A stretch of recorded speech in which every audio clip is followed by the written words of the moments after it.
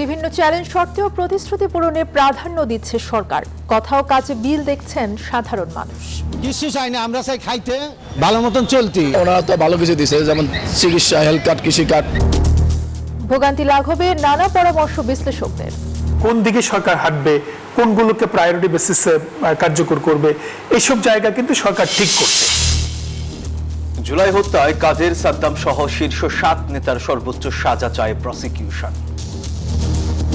উবাইদুল কাদের তিনি বাংলাদেশের ইতিহাসে একজন রাজনৈতিক জোকার। তার এই দায়িত্ব জ্ঞানহীন বক্তব্য কর্মকাণ্ডের কারণে আজকে সারা বাংলাদেশের 1400 মানুষ শহীদ হয়েছে। আরো দুটি কল রেকর্ড ট্রাইব্যুনালে। খাওয়ার ডিসিশনটা কে দিয়েছে স্যার? আমার স্বরাষ্ট্রমন্ত্রী, আমার এসডির চিফ, এরা দিয়েছে খাওয়ানোর জন্য। তারা দিলে তোমাকে ছবি তুলে বাইরে পাঠাতে। 6 পুলিশ কর্মকর্তা বরখাস্ত। দেশে দারিদ্র্য কিছুটা কমলেও সম্পদের বৈষম্য বেড়েছে মত অর্থনীতিবিদদের। সামাজিক বিবেচনায় নানা কর্মসূচি নিচ্ছে সরকার। কঠিন সময়ে যে প্রকল্পগুলো নেওয়া হয়েছে সবগুলো সামাজিক বিবেচনায় নেওয়া হয়েছে। যারা কর্মসংস্থান দিবেন এবং যারা কর্মসংস্থান নিতে যাচ্ছেন ওনাদেরকে কিভাবে কানেক্ট করব। আজকের পর থেকেই কমে আসবে লোডশেডিং, জানান বিদ্যুৎ প্রতিমন্ত্রী। সংকট মোকাবিলায় সর্বোচ্চ চেষ্টা করছে সরকার। সাভার থেকে ফের বোমা সদৃশ্য বস্তু উদ্ধার, বিস্ফোরক দ্রব্য নিয়ন্ত্রণ আইনে মামলার প্রস্তুতি। বরিশালে আদালত প্রাঙ্গণে বিস্ফোরণ। 12 লাখ টাকার চুক্তিতে হত্যা করা হয় সালমান শাহকে। স্বীকারোক্তিমূলক জবানবন্দিতে পুরো ঘটনাটা সালমান শাহকে কিভাবে হত্যা করা হয়েছে সেটা উঠে এসেছে। উন্মোচিত হতে যাচ্ছে 29 বছরের জমা রহস্যের জট, ডনের জামিন না। স্বাগত নিউজ 24 সংবাদে। দর্শক, পুরো সংবাদে আপনাদের সাথে আছি আমরা দুজন, আমি সোহাগ বক্স এবং আমি তাসনিম অর্থী। দেখছিলেন সুপার বোর্ড সংবাদ শিরোনাম। নানামুখী চ্যালেঞ্জ থাকলেও নির্বাচনী প্রতিশ্রুতি পূরণকেই প্রাধান্য দিচ্ছে সরকার। যতটা সম্ভব যে কোনো সংকটের দ্রুত সমাধান করা হচ্ছে, জনভোগান্তি লাঘবে নেওয়া হচ্ছে কার্যকরী পদক্ষেপ। নতুন সরকার নিয়ে এমনই মূল্যায়ন সাধারণ মানুষ আর বিশ্লেষকদের। তারা বলছেন সরকারের কথা এবং কাজে খুব একটা অমিল হয়নি এখনো পর্যন্ত। গ্যাস বিদ্যুতের সরবরাহ ঠিক রেখে নিত্যপণ্যের দাম নিয়ন্ত্রণ আর আইন শৃঙ্খলা পরিস্থিতি স্বাভাবিক রাখা হবে সরকারের জন্য বড় চ্যালেঞ্জ। নাইমা জিকোর রিপোর্ট।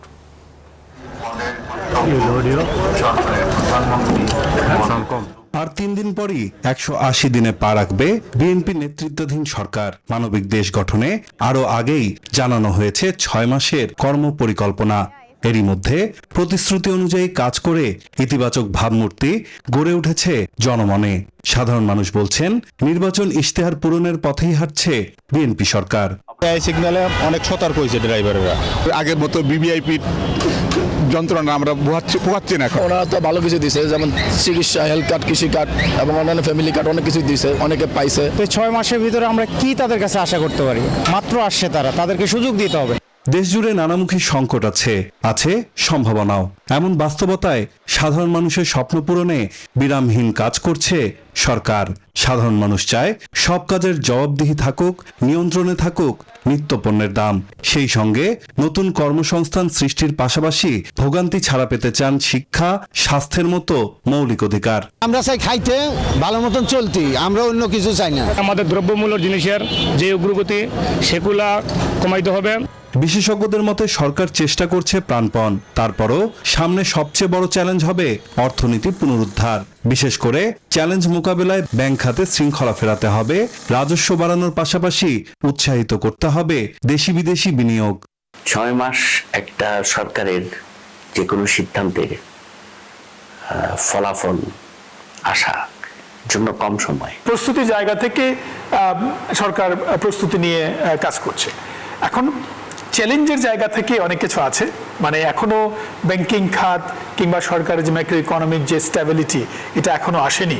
জ্বালানি ও বিদ্যুৎ সরবরাহ স্বাভাবিক রাখার পাশাপাশি আইন শৃঙ্খলা পরিস্থিতির আরো উন্নয়ন, প্রশাসনিক সংস্কার এবং রাজনৈতিক স্থিতিশীলতাও সরকারের জন্য হতে পারে বড় পরীক্ষা।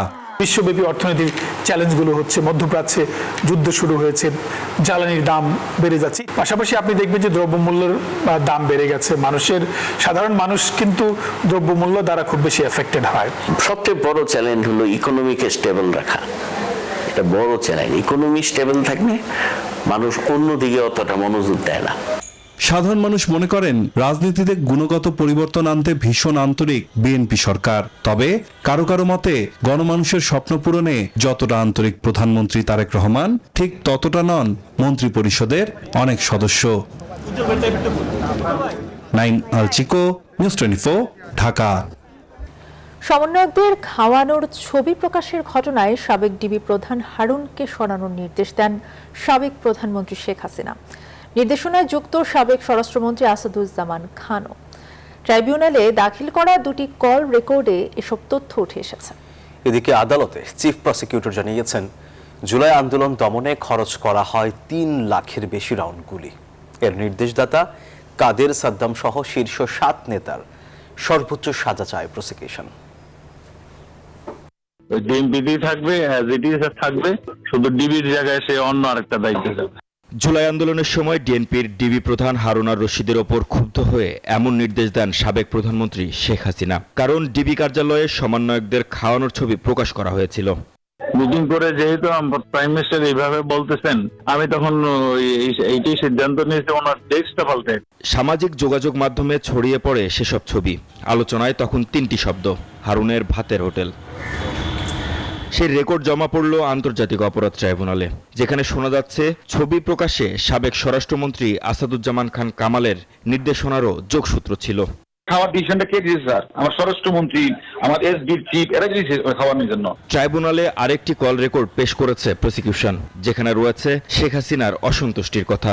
ওবায়দুল কাদের সাহেবের মামলা থেকে আমরা দেখিয়েছি যে তিনি তৎকালীন ডিবি প্রধান হারুন রশিদ সাহেবের সাথে টেলিফোনে কথোপকথন করছেন। হারুন সাহেবের বিরুদ্ধে তৎকালীন প্রধানমন্ত্রী একটা বিষয়ে অসন্তুষ্ট হয়েছিলেন। মানবতা বিরোধী অপরাধের মামলায় সমাপনী যুক্তিতর্কে বিভিন্ন বিষয় তুলে ধরেন চিফ প্রসিকিউটর। জানান, আন্দোলন দমনে গুলি করা হয়েছিল কয়েক লাখ রাউন্ড। তারা ছিল আসলে দুর্বৃত্তপরায়ণ, তারা ছিল দুর্নীতিবাজ, তারা ছিল দুষ্কৃতিকারী এবং প্রত্যেকেই 6 জন তারা মানবতা বিরোধী অপরাধ সংগঠন করেছে।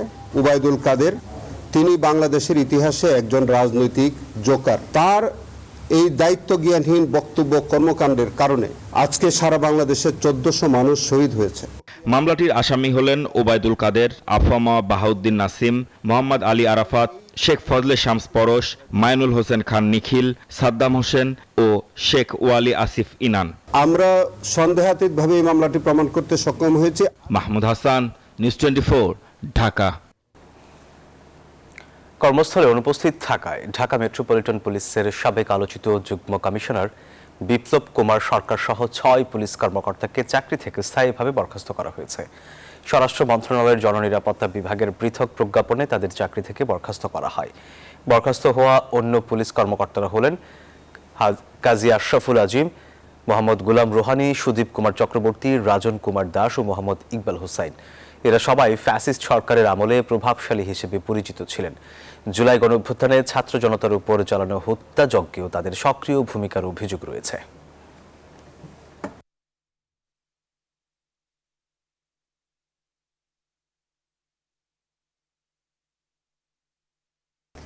দেশে দারিদ্র্য কিছুটা কমলেও সম্পদের বৈষম্য বেড়েছে, এমন মন্তব্য করেছেন অর্থনীতিবিদ ডক্টর দেবপ্রিয় ভট্টাচার্য।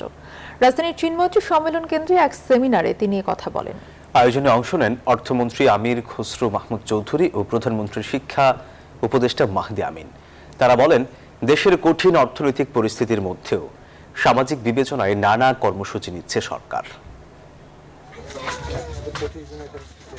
জাতীয় গড়ের আড়ালে ঢাকা পড়ছে দেশের প্রকৃত বৈষম্যের চিত্র। শিক্ষা, স্বাস্থ্যসহ প্রায় সব খাতেই পিছিয়ে পড়া জনগোষ্ঠীর বঞ্চনা প্রকট। এতে প্রতিনিয়ত বাধাগ্রস্ত হচ্ছে অন্তর্ভুক্তিমূলক উন্নয়ন। রাজধানীর চিন্ময়ী সম্মেলন কেন্দ্রে এসডিজি অর্জনে কৌশলগত নীতি বিষয়ক সেমিনারে উঠে আসে এমন বক্তব্য। দরিদ্র জনগোষ্ঠীর জন্য নীতি সহায়তার পরামর্শ দেন অর্থনীতিবিদ ডক্টর দেবপ্রিয় ভট্টাচার্য। সাম্প্রতিককালে দারিদ্র বিমোচনের হার শ্লথ হয়ে গেছে। যেহেতু আগে যত দ্রুত 1% প্রবৃদ্ধি করলে যতখানি গরিব মানুষ কমে যেত, এখন তার চেয়ে অনেক কম মানুষ কমে যাচ্ছে, সেহেতু উন্নয়নের প্রবৃদ্ধির যে চরিত্র সেটা নিয়ে প্রশ্ন উঠেছে। টেকসই উন্নয়ন লক্ষ্যমাত্রা বা এসডিজি বাস্তবায়নে সরকারের নানা উদ্যোগের কথা তুলে ধরেন অর্থমন্ত্রী। কঠিন সময়ে যে প্রকল্পগুলো নেওয়া হয়েছে সবগুলো সামাজিক বিবেচনায় নেওয়া হয়েছে। বাংলাদেশের একেবারে নিম্ন আয়ের মানুষ তাদেরকে নিয়ে বিবেচনার মধ্যে করা হয়েছে। প্রধানমন্ত্রী শিক্ষা উপদেষ্টা সহ বক্তাদের কথায় উঠে আসে অন্তর্ভুক্তিমূলক উন্নয়নে গুরুত্ব দেওয়ার তাগিদ। আমাদের লক্ষ্য সেই এমপ্লয়মেন্ট এক্সচেঞ্জের মাধ্যমে ডিমান্ড এবং সাপ্লাইকে কানেক্ট করা, অর্থাৎ জেলা পর্যায়ে আমরা চলে যাব এবং সেখানে লোকাল যারা এমপ্লয়ার রয়েছে এবং এমপ্লয়ি রয়েছে, যারা কর্মসংস্থান দিবেন এবং যারা কর্মসংস্থান নিতে চাচ্ছেন, ওনাদেরকে কিভাবে কানেক্ট করব, কিভাবে আমরা ফিজিক্যাল এবং ভার্চুয়াল বোথ স্পেসে তাদের কাজের সুযোগ করে দিব। মানুষের সৃজনশীলতা কাজে লাগানোর সুযোগ সৃষ্টির পরামর্শ উঠে আসে সেমিনারে। এ লক্ষ্যে কাজ করার কথা জানান সরকারের মন্ত্রী ও উপদেষ্টারা। বিভিন্ন সেক্টর ওয়ারি আবি আব্দুল্লাহ, নিউজ 24, ঢাকা। দেশ জুড়ে তীব্র লোডশেডিংয়ে বিপর্যস্ত মানুষ। বিদ্যুৎ থাকছে না ঘন্টার পর ঘন্টা, বন্ধ রাখতে হচ্ছে কারখানা, দোকানপাট আর বিপাকে ব্যবসায়ীরা। আর এমন দশা থেকে স্থায়ী মুক্তি চান তারা। বিদ্যুৎ প্রতিমন্ত্রী বলছেন দ্রুতই কমে আসবে লোডশেডিং। প্রতিনিধিদের তথ্য চিত্রে বিস্তারিত ডেস্ক রিপোর্টে। ভ্যাপসা গরমে ওষ্ঠাগত প্রাণ, মরার ওপর খাড়ার ঘা, তীব্র লোডশেডিং। দিন কিংবা রাত বেশিরভাগ সময়ই থাকছে না বিদ্যুৎ।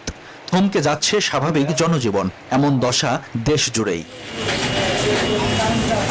ভুক্তভোগীদের অভিযোগ, বিদ্যুতের আসা যাওয়ার কোনো হিসাব নেই। 24 ঘন্টার মধ্যে কোথাও কোথাও বিদ্যুতের দেখা মিলছে না 8 থেকে 16 ঘন্টা পর্যন্ত। 10 মিনিট থেকে 1 ঘন্টা থাকলে এরপর থাকে না ঘন্টা দুয়েক। 8-10 ঘন্টা চাকরি ডিউটি করার পরে আমরা বাসায় যাই, এগুলো হ্যান্ড সুইচ দিলে যাই দেখি বিদ্যুৎ নাই। 5 মিনিট থাকলে 20 মিনিট থাকে না। আবার সারাদিনের মধ্যে 5-6 বার বিদ্যুৎ লোডশেডিং এর যন্ত্রণায় আমরা অতিষ্ঠ হয়ে গেছি। ব্যাহত হচ্ছে দৈনন্দিন কার্যক্রম। শিশু, বৃদ্ধ সহ গরমে হাঁসফাঁস দশা সবার। বেশি ভোগান্তিতে গ্রামের মানুষ। লোডশেডিং এর কারণে জনদুর্ভোগের পাশাপাশি মানুষ কিন্তু অসুস্থ হয়ে পড়ছে। আমার মনে হয় অনেক অর্ধেকের চেয়ে বেশি ইন্ডাস্ট্রিগুলো বন্ধ হয়ে যাবে বিদ্যুতের অভাবে। বড় লোকসানে ক্ষুদ্র ও মাঝারি ব্যবসায়ীরা। বন্ধ কারখানার মেশিন, ব্যাহত উৎপাদন। লাভ করা তো দূরের কথা, এখন পুঁজি বাঁচানোই দায়। আমরা বিকল্প বিদ্যুৎ হিসাবে আমরা জেনারেটর দিয়ে আমরা ফ্যাক্টরি চালাই, কিন্তু ওই ক্ষেত্রে ওখানে গিয়ে আমরা অ্যাটলিস্ট 5 to 10% আমাদের প্রোডাকশনটা কমে যায়। বিদ্যুৎ ও জ্বালানি প্রতিমন্ত্রী জানান, জনদুর্ভোগ কমাতে সর্বোচ্চ চেষ্টা করে যাচ্ছে সরকার। জনদুর্ভোগকে বিবেচনায় নিয়ে আমরা প্রাণান্তকর চেষ্টা করছি। এটা আমার ধারণা জনগণ বোঝেন, আপনারাও বোঝেন। আমাদের চেষ্টার ন্যূনতম কোনো ত্রুটি নেই। দ্রুত সংকটের স্থায়ী সমাধান হবে এমন প্রত্যাশা গ্রাহকদের। Desk report, news 24। জিয়া পরিবারের ধ্বংস চেয়েছিল ফ্যাসিবাদী সরকার।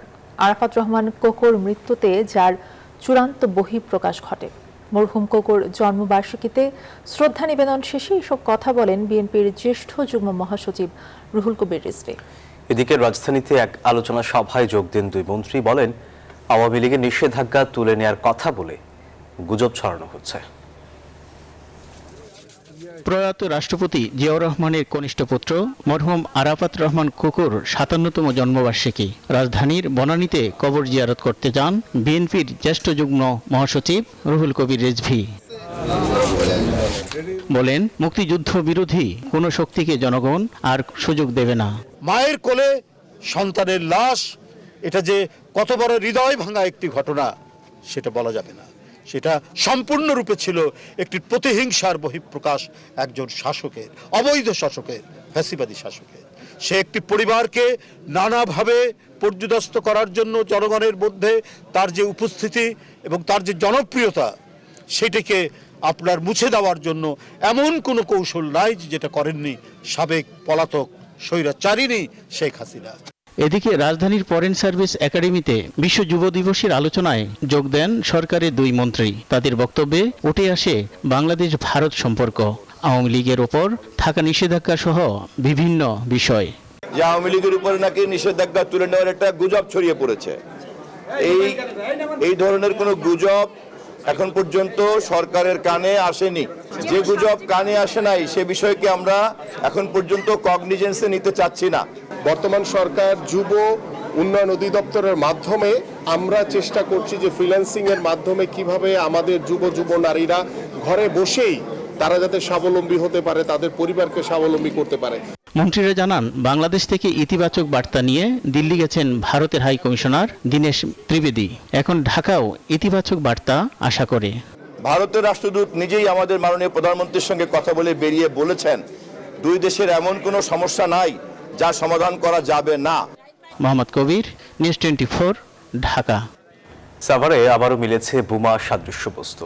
সকালে সাধাপুরে ঘোড়া মসজিদের মাঠে স্কচ টেপে মোড়ানো প্রেসার কুকারের মতো ওই বস্তুটি দেখতে পান স্থানীয়রা। পরে সেটি নিষ্ক্রিয় করে বোম ডিসপোজাল ইউনিট।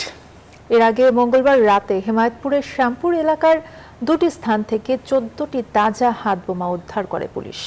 এ ঘটনায় জড়িত সন্দেহে একজনকে আটক করা হয়। অন্যদিকে বরিশাল জেলা ও দায়রা জজ আদালতের প্রধান ফটকে ককটেল সদৃশ্য বস্তুর বিস্ফোরণ ঘটে। বিস্তারিত ডেস্ক রিপোর্টে। অটোরিকশা করে আসা 3 ব্যক্তির একটি নীল রঙের প্লাস্টিকের ড্রাম রেখে চলে যাওয়ার দৃশ্যটি ধরা পড়ে সিসিটিভি ফুটেজে। সকালে সন্দেহজনক মনে হলে স্থানীয়রা নীল রঙের ড্রামটির ভেতর কাপড় চোপড়, কুরআন শরীফের সঙ্গে একটি ব্যাগ দেখতে পান। সাভারের সাধাপুর গোলাপের বাড়ি লালটেক ঘোড়া মসজিদের মাঠে এ ঘটনা ঘটে। প্রত্যক্ষদর্শীরা জানায়, ওই ব্যাগের ভেতর স্কচ টেপে মোড়ানো একটি বোমা সদৃশ প্রেসার কুকার দেখতে পান তারা। পরে বস্তুটি তারা মসজিদের মাঠে রেখে পুলিশে খবর দেন। ঘটনাস্থলে পৌঁছে পুলিশ স্থানীয়দের নিরাপদ দূরত্বে সরিয়ে দেয়। দেখি যে 3টা লোক খারাপ আর 3দের মধ্যে 2জন ঘাসের বিলের মধ্যে ঢুকলো। অবশ্যই আতঙ্কে আছে, কারণ এই এত বড় একটা জিনিস আমাদের গ্রামের মানুষ এটা তো কোনোদিন কল্পনা করে নাই। এরই মধ্যে ওই বস্তুটি নিষ্ক্রিয় করা হয়েছে। এ ঘটনায় বিস্ফোরক দ্রব্য নিয়ন্ত্রণ আইনে মামলা হবে বলে জানায় পুলিশ। ধারণা করা হচ্ছে যদি ওরকম হয় আমরা তাদেরকে আইডেন্টিফাই করে গ্রেফতার করব। তদন্তাধীন আছে বিষয়টা, অনুসন্ধানে আছে আর কি। এর আগে মঙ্গলবার গভীর রাতে উপজেলার হেমায়েতপুরের শ্যামপুর এলাকায় আলাদা দুটি স্থান থেকে 14টি তাজা হাত বোমা উদ্ধার করে পুলিশ। ঘটনায় জড়িত সন্দেহে একজনকে আটক করা হয়। পরে আটককৃতের তথ্যের ভিত্তিতে জঙ্গি আস্তানা সন্দেহে একটি বাড়ি ঘেরাও করা হয়। এ ঘটনায় পুলিশ বাদী হয়ে সাভার থানায় মামলা করেছে। অন্যদিকে বরিশাল জেলা ও দায়রা জজ আদালতের প্রধান ফটকে ককটেল বিস্ফোরণ ঘটেছে। আকস্মিক বিস্ফোরণে বিকট শব্দে পুরো আদালত চত্বরে আতঙ্কের সৃষ্টি হয়। Desk report, news 24। এলডিসি উত্তরণ পরবর্তী আন্তর্জাতিক বাজারের চ্যালেঞ্জ মোকাবেলায় ইন্দোনেশিয়া, মালয়েশিয়া সহ 12টি দেশের সাথে মুক্ত বাণিজ্য চুক্তি করতে চায় সরকার। এ বিষয়ে দেশগুলোর সাথে আলোচনা চলছে বলে জানিয়েছেন বাণিজ্যমন্ত্রী খন্দকার আব্দুল মুকতাদির। দ্রুতই মুক্ত বাণিজ্য চুক্তি নিয়ে আলোচনা শুরু হবে ইউরোপীয় ইউনিয়নের সাথেও। সকালে রাজধানীতে হালাল পণ্যের সম্ভাবনা বিষয়ে বেসরকারি গবেষণা সংস্থা BIISS আয়োজিত অনুষ্ঠানে এসব তথ্য জানান বাণিজ্যমন্ত্রী। বলেন, একই সাথে রপ্তানি সক্ষমতা ও বিদেশি বিনিয়োগ বাড়াতে জ্বালানির সহজলভ্যতা নিশ্চিত করা সহ নানা উদ্যোগ নেওয়া হয়েছে। এ সময় বক্তারা বলেন, $3 ট্রিলিয়ন বৈশ্বিক হালাল পণ্যের বাজারের সম্ভাবনা কাজে লাগাতে সঠিক নীতি কাঠামো, গবেষণা, প্রযুক্তি, দক্ষ জনশক্তি প্রয়োজন। এ সময় হালাল সনদের একক কমিশন গঠনের ঘোষণা দেন বাণিজ্যমন্ত্রী। আমরা ইন্দোনেশিয়া, মালয়েশিয়া সাথেও আগামী দিনে FTA-তে যাব। এছাড়াও আরো 10-12টা দেশের সাথে আমাদের FTA নেগোসিয়েশন চলমান। ইউরোপিয়ান ইউনিয়নের সাথেও হয়তো মাসখানেক পরে আমাদের আনুষ্ঠানিকভাবে আলোচনা শুরু হবে ফ্রি ট্রেড এগ্রিমেন্টের জন্য। তো উদ্দেশ্য একটাই, আমরা বিনিয়োগের কাঙ্ক্ষিত পরিবেশ তৈরি করব। প্রধানমন্ত্রীর পররাষ্ট্র বিষয়ক উপদেষ্টা হুমায়ুন কবিরের সঙ্গে সৌজন্য সাক্ষাৎ করেছেন ঢাকায় নিযুক্ত মালদ্বীপের হাই কমিশনার শিউনিন রাশিদ। বিকালে তেজগাঁওয়ে প্রধানমন্ত্রীর কার্যালয়ে এই সাক্ষাৎ অনুষ্ঠিত হয়। সাক্ষাৎকালে দুই দেশের দ্বিপাক্ষিক সম্পর্ক এবং অভিন্ন স্বার্থ সংশ্লিষ্ট বিষয়ে আলোচনা হয়। এ সময় পর্যটন, মানব সম্পদ ও বিনিয়োগ সহ বিভিন্ন ক্ষেত্রে পারস্পরিক সহযোগিতা বৃদ্ধির উপর গুরুত্ব আরোপ করা হয়। উভয় পক্ষ বাংলাদেশ ও মালদ্বীপের মধ্যে বিদ্যমান বন্ধুত্বপূর্ণ সম্পর্ক আরও জোরদার করতে তাদের অঙ্গীকার পুনর্ব্যক্ত করেন।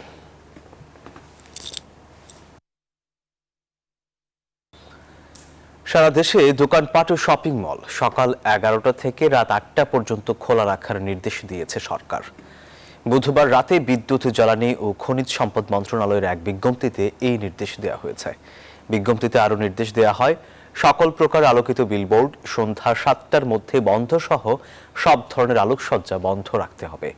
এই সময়সীমা দেশের বিভিন্ন প্রান্তে মেলা, বাণিজ্য মেলা ও সাংস্কৃতিক অনুষ্ঠানের ক্ষেত্রেও প্রযোজ্য হবে বলে নির্দেশনায় উল্লেখ করা হয়। তবে খাবারের দোকান, হাসপাতাল, ওষুধের দোকান এর আওতার বাইরে থাকবে।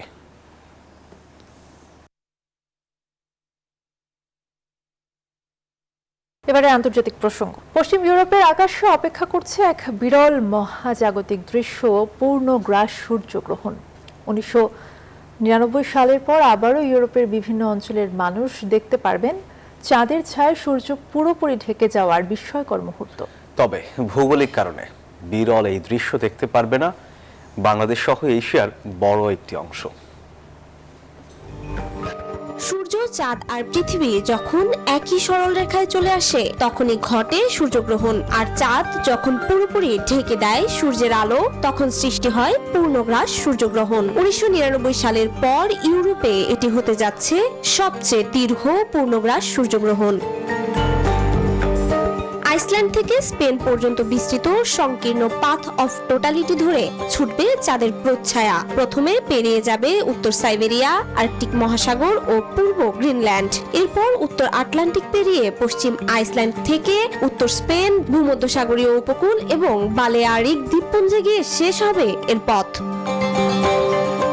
তবে এই পুরো মহাজাগতিক দৃশ্য দেখা সবার ভাগ্যে জুটবে না। পৃথিবীর যে সংকীর্ণ অঞ্চলের উপর দিয়ে চাঁদের প্রচ্ছায়া অতিক্রম করবে সেখান থেকেই দেখা যাবে পূর্ণগ্রাস সূর্যগ্রহণ। আর আইসল্যান্ডের পশ্চিমে উত্তর আটলান্টিক মহাসাগরের ওপরেই পূর্ণগ্রাসের স্থায়িত্ব হবে সবচেয়ে বেশি। স্পেনের বিলবাও সহ উত্তরের কিছু এলাকায় সূর্যাস্তের ঠিক আগ মুহূর্তে শুরু হবে পূর্ণগ্রাস। সেখানে চাঁদের ছায়ায় ঢেকে যাবে সূর্যের প্রায় পুরোটা। তৈরি হবে কয়েক মিনিটের এক অনন্য অন্ধকার। যুক্তরাজ্য, আয়ারল্যান্ড, ফ্রান্স ও ইতালি সহ ইউরোপের বিস্তীর্ণ এলাকায় সূর্যাস্তের আগে আকাশে দেখা দেবে এই মহাজাগতিক পরিবর্তন।